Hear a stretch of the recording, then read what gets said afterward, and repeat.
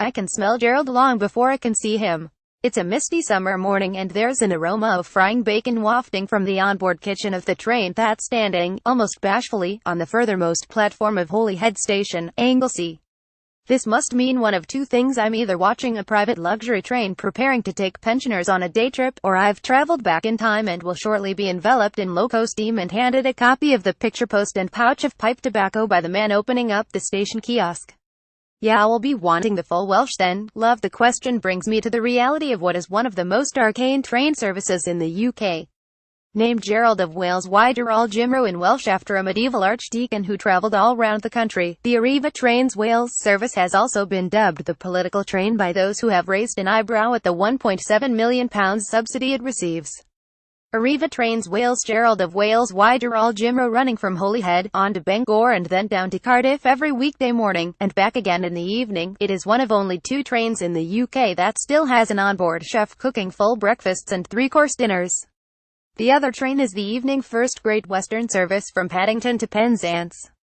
I spot a Lilliputian red-painted cottage on the seafront at Conwy, officially Britain's smallest house, funded, somewhat controversially, by the Welsh Government. The service links rural North Wales with the urban hubs of the south, and is also used by some Welsh Assembly members to travel between their constituencies and the capital.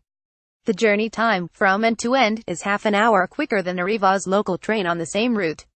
The service has been in operation since 2008 and enables the oft-surprised first-time passenger to take a top-to-toe trip through Wales without leaving their seat. The evening departure from Cardiff tempted me with a menu including Welsh braised black beef and ale pie and a patriotic drinks list that features Penderyn whiskey, Brecon Welsh dry gin and even Gwent Drag cider. But, as an unabashed Artera-abusing lover of cooked breakfasts, I elected to start from the Anglesey end, and stayed the night in the charming whitewashed Treador Bay Hotel, a 10-minute taxi ride from the station, before rising to take the 5:33 a.m. from Holyhead.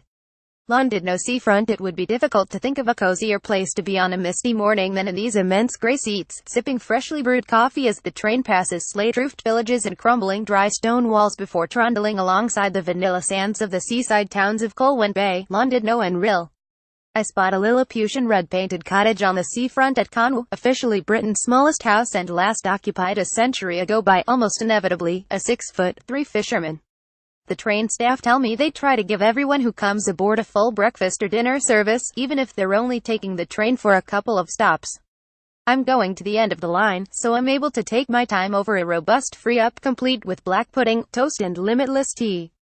Britain's smallest house, in Conwy. The train travels the spine of Wales, dipping coquettishly over the English border and back as we pass the dark green expanse of Chester Racecourse, the towering floodlights of the racecourse ground in Wrexham, the oldest international stadium in the world, and, as we enter the Welsh marches around Shrewsbury, buttercup-smothered sidings, undulating hills and fallow fields and hues of sable, ochre and bronze.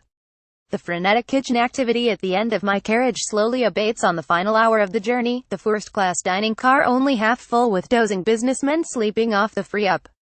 We skirt the eastern fringes of the Brecon Beacons National Park and sprint through the valley floors and jutting peaks of Monmouthshire before the light industry and concern-ad ribbons of Victorian terraced streets signify that Cardiff is upon us. It's not even 10 a.m. and I've crossed an entire nation by train.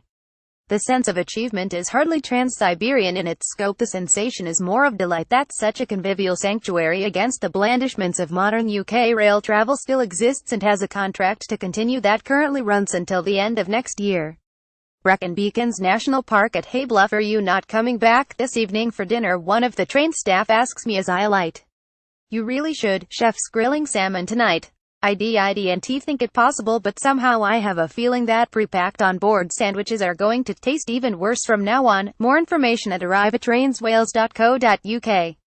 Fares from £10, £80 depending on the route. All meals free with a first-class ticket. Standard ticket holders can upgrade to the first-class ticket, which would be £35 for the whole journey, and use the dining carriage.